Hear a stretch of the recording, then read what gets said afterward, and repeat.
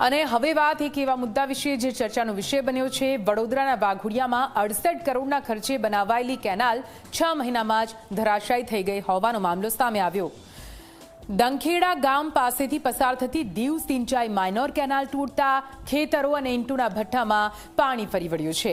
ખેડૂતોનો આક્ષેપ છે કે કેનાલના બાંધકામમાં હલકી ગુણવત્તાનું મટીરીયલ વપરાયું હતું, તો અધિકારીઓનો દાવો છે કે ક્ષમતા કરતાં વધુ પાણી આવતા આ કેનાલ તૂટી ગઈ છે।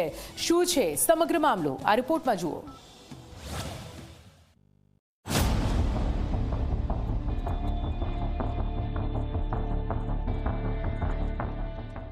આ દ્રશ્યો જોઈને જ અંદાજ આવી જાય કે પાણી પહોંચાડવા માટે બનાવાયેલી કેનાલની હાલત શું થઈ છે।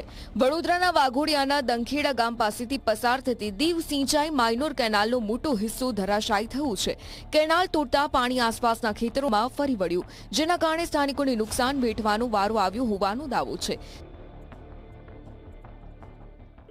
વડોદરાના વાઘોડિયામાં ફરી એક વખત ભ્રષ્ટાચારનું પાણી આજુબાજુના ખેતરોમાં ફરી વળ્યું છે। 6 મહિના પૂર્વે જ 68 કરોડ રૂપિયાના તોતિંગ ખર્ચે બનેલી દેવ સિંચાઈ કેનાલ વાઘોડિયાના દંખેડા ગામ ખાતે ધરાશાયી થઈ છે। આ કેનાલ ધરાશાયી થતા આજુબાજુના ખેતરોમાં પાણી ફરી વળ્યું છે, સાથે સાથે લાખો રૂપિયાના નુકસાનની આશંકા સેવાઈ રહી છે।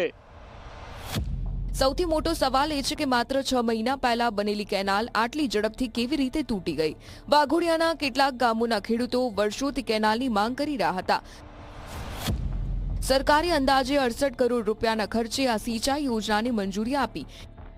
કેનાલ બની ત્યારે ખેડૂતોમાં આશા જાગી હતી કે હવે તેમના ખેતરો સુધી સિંચાઈનું પાણી પહોંચશે, પરંતુ કેનાલ તૂટતા ખેડૂતોની આશા પર પાણી ફરી વળ્યું। દેવ સિંચાઈ નહેર છે જ નહીં, આ ભ્રષ્ટાચારી નહેર છે। આ શાસક પક્ષોના નેતાઓની આ ભ્રષ્ટાચારની નહેર છે।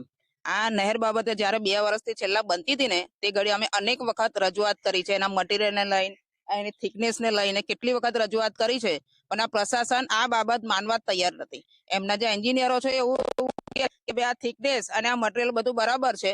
અમે એમને કીધું છે કે ભાઈ આ નહેર જો તમે ક્વોલિટી પ્રમાણે બનાવો નહીં તો આવનારા 10-20 વર્ષની વાત છોડ દો, 2 જ વર્ષમાં ધોવાઈ જશે, એવું છેલ્લા 2 વર્ષથી અમે બોલીએ છીએ। પણ આ નેતાઓએ, આ પ્રશાસને અને સિંચાઈ વિભાગના અધિકારીઓએ કાનમાં ભૂંગળા નાખેલા છે। સ્થાનિકોના જણાવ્યા પ્રમાણે કેનાલનું કામ ચાલી રહ્યું હતું ત્યારે જ બાંધકામની ગુણવત્તા અંગે રજૂઆત કરવામાં આવી હતી।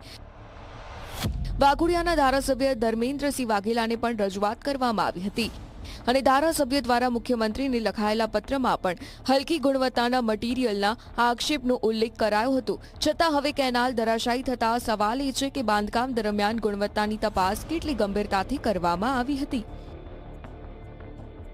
ટોટલ 7500ની સાંકળ પાસે અમારો જે 5 મીટરનો સેક્શન છે, તો એમાં ડાબા કાંઠા પાસેથી પાણી ઓવરફ્લો થયું હતું। ઓવરફ્લો થવાને કારણે ડાબી બાજુના કાંઠાની માટી ધોવાઈ ગયેલી હતી ને જે 5 મીટરના સેક્શનમાંથી જે માટી અમારી ધોવાઈ ગઈ ઓવરફ્લોના લીધે, જેની જે કેનાલની કેરિંગ કેપેસિટી છે એની કરતાં બી ઓવરફ્લો ચાલતી હતી ને એ જે માટીપાડો ધોવાઈ ગયો એના કારણે ત્યાંથી કેનાલનું લાઇનિંગ નીચે બેસી ગયું।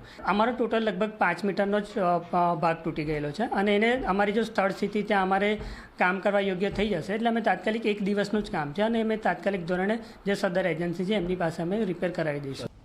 અધિકારીના દાવા પ્રમાણે ક્ષમતાથી વધારે પાણી આવતા કેનાલને નુકસાન થયું, પરંતુ ખેડૂતોનો સવાલ યથાવત છે। 68 કરોડના ખર્ચે બનેલી કેનાલ 6 મહિનામાં જ કેમ તૂટી અને જો કેનાલ વોરંટી પીરિયડમાં છે તો 4 દિવસથી વધુ સમય વીતી ગયો હોવા છતાં સમારકામનું કામ શરૂ કેમ નથી થયું।